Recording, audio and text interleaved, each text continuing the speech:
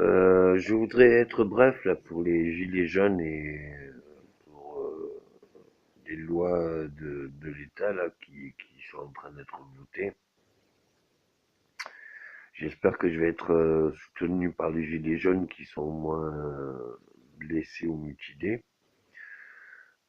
On dit que nul n'est au-dessus des lois, donc ça veut dire que même les gendarmes sont pas au-dessus des lois.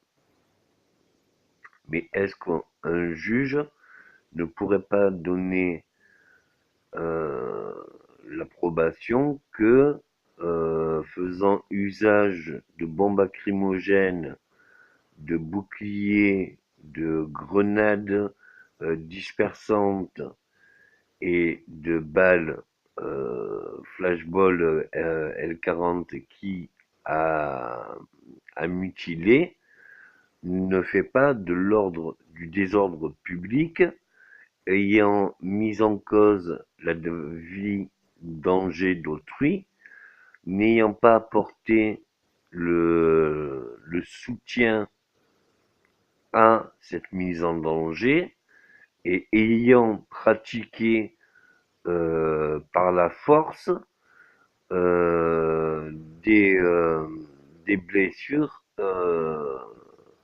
irréversibles.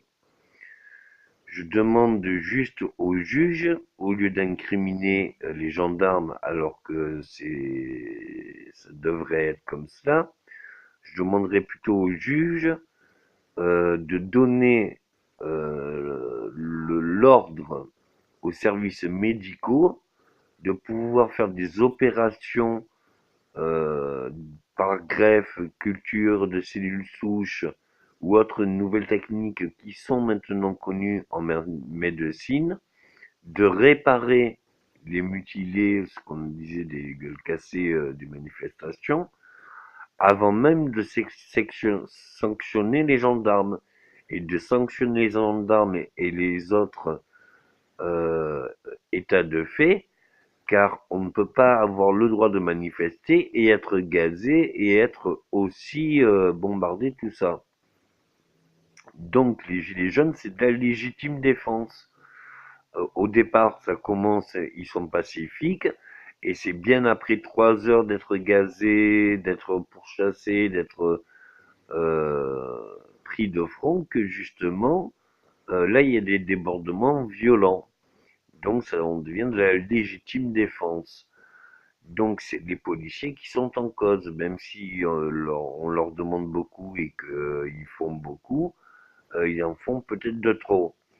On peut intercepter une personne sans pour autant la blesser ou utiliser d'armes secondaires ou quoi que ce soit.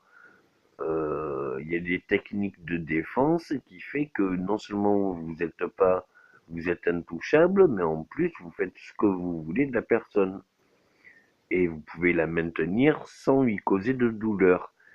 Donc la répression de la force est vraiment, en cas de force majeure, évitable.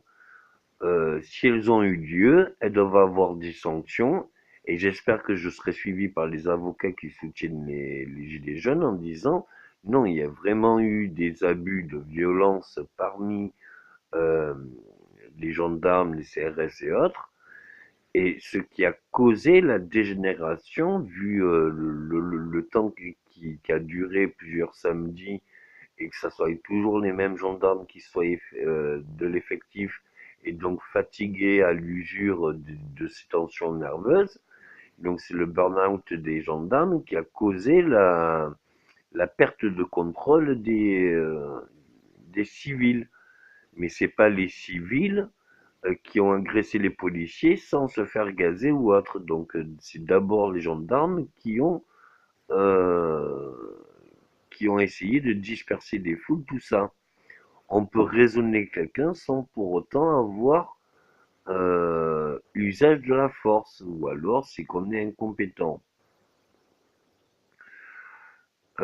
J'espère que les gilets jaunes pourront avoir, grâce de toutes ces nouvelles techniques de médecine de cellules souches et hormones de croissance, pour avoir une excroissance ou un organe qu'ils ont perdu la culture d'un organe qu'ils ont perdu ou d'un membre qu'ils ont perdu, pour retrouver une vie meilleure et qu'on puisse pardonner ce qui s'est passé en ne subissant pas des actes qui sont condamnables. Merci.